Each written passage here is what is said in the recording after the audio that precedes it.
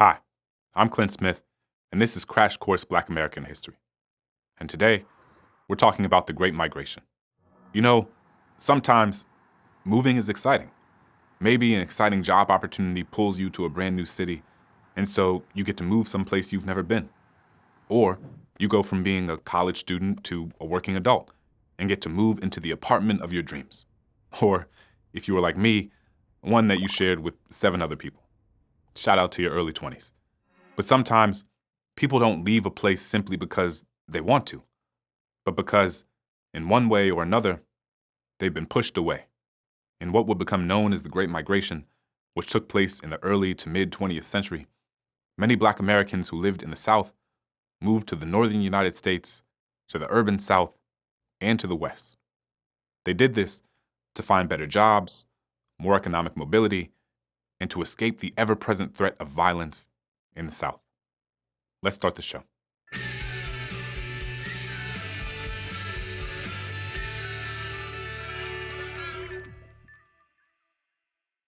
I want to note up top that this episode will address some challenging topics like extreme violence. During the Great Migration, large numbers of Black Americans left the Jim Crow South in 2 waves. One, from around 1910 through 1940, and another from 1940 to 1970. It was one of the largest domestic migrations in American history. You see, in 1910, most Black Americans lived in the South, 90% in fact. And this makes a lot of sense because most of slavery had been centered in the South. And even after the emancipation of enslaved Black Americans, many folks stayed in the same areas where they had previously lived. But by 1940, around 1.5 million Black Americans had left their homes, and that percentage of Black Americans in the South had dropped to 77%. And by 1970, that number would drop to 52%. They mostly went to cities like Chicago, Illinois, Detroit, Michigan, Pittsburgh, Pennsylvania, and New York City.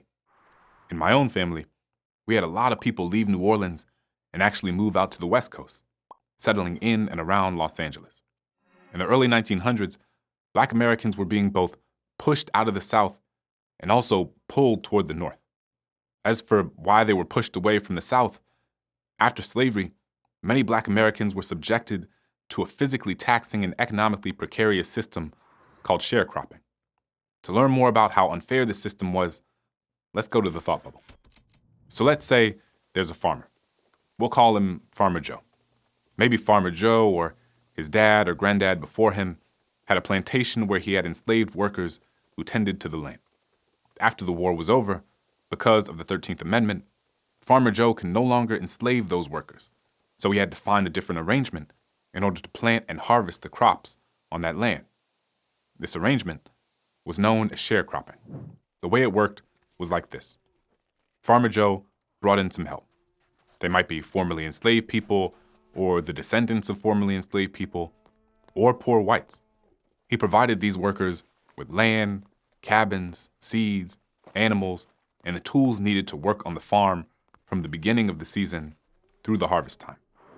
All of these things were provided to the workers on credit. By the end of the harvest season, Farmer Joe had a certain expectation about how many crops he would receive. And if that expectation wasn't met, he could claim that the workers were now even further indebted to him than they were before. And because of high interest rates, unpredictable harvest seasons, and deceptive agreements by the landowners, many sharecroppers found themselves in a cycle of endless debt that was difficult, if not impossible, to escape. There were even laws in place that prevented sharecroppers from leaving the land if they were in debt to the landowner. And Farmer Joe could even send his workers to jail for these debts. All of this would go on to shape the racialized prison industrial complex. Thanks, Thought Bubble. Even when Black Americans owned their land, factors like unpredictable weather and pests like the boll weevil made farming less and less sustainable and also less profitable. Because so many Black Americans in the South were earning next to nothing because of this cyclical debt, the idea of finding more stable work in the North became increasingly appealing. Stories from those who had made their way to these other cities trickled back down south. Jobs in the North, the story went, created by the auto industry, meatpacking industry, and steel and iron industry, were paying Black people a lot more money. Black men that were only earning 75 cents a day while working in the South could make up to $5 a day working in the North. And for many, it seemed too good to pass up. Another huge reason for the Great Migration was the impact of Jim Crow and domestic terrorism by groups like the Ku Klux Klan. Even though the Reconstruction Amendments promised Black Americans freedom from slavery, the right to vote, for men at least, and full citizenship with all the benefits it was supposed to carry, many white Americans just weren't okay with that.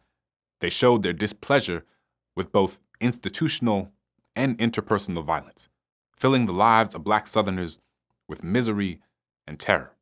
To start, the Southern United States used Jim Crow laws to segregate Black communities and prevent them from having access to any of the resources that would make their homes, neighborhoods, and communities better.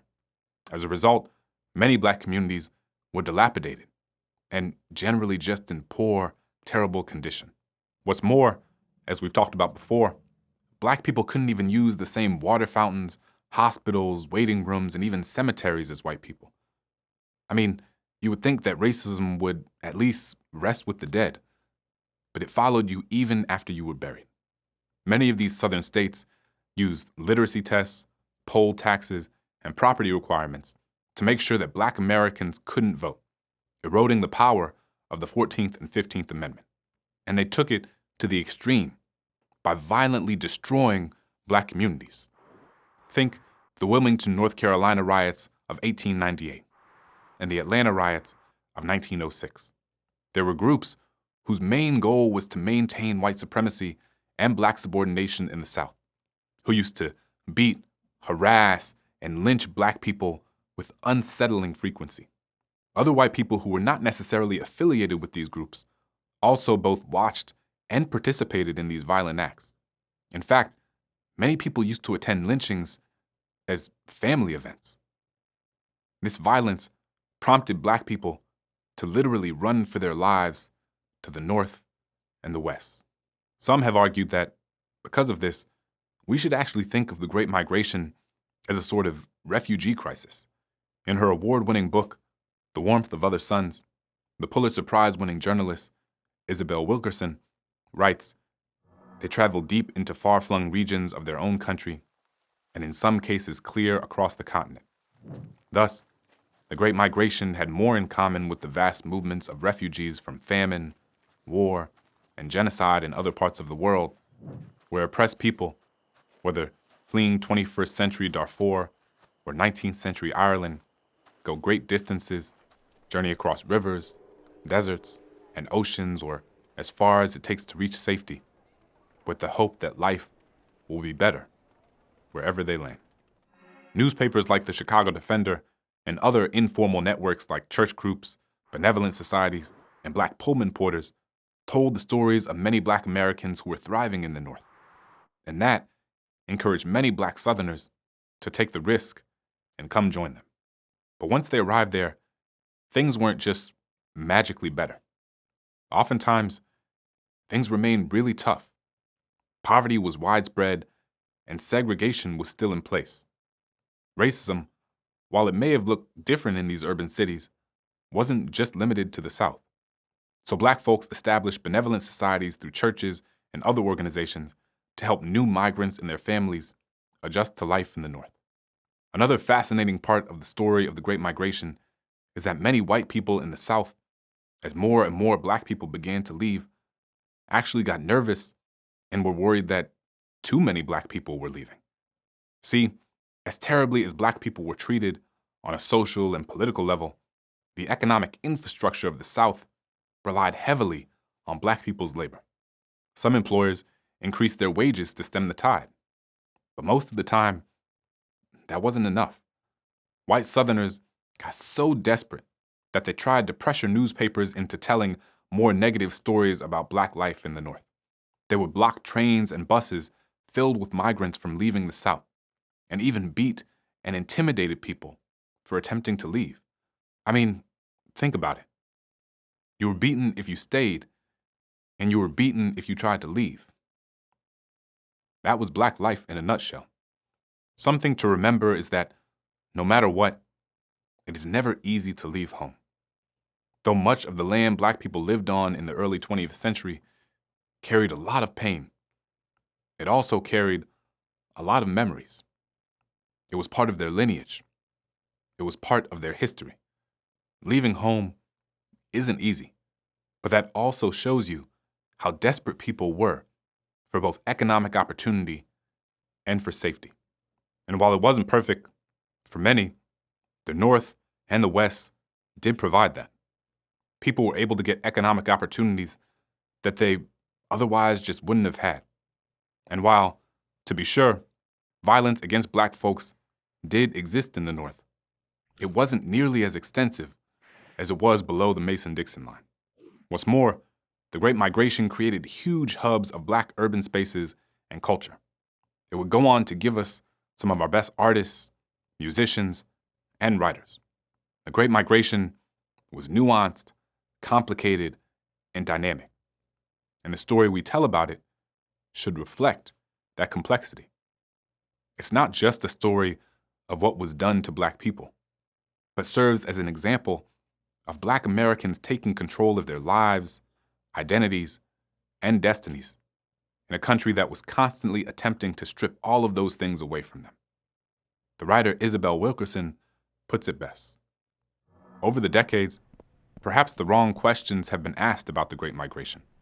Perhaps it is not a question of whether the migrants brought good or ill to the cities they fled to, or were pushed or pulled to their destinations, but a question of how they summoned the courage to leave in the first place, or how they found the will to press beyond the forces against them and the faith in a country that had rejected them for so long.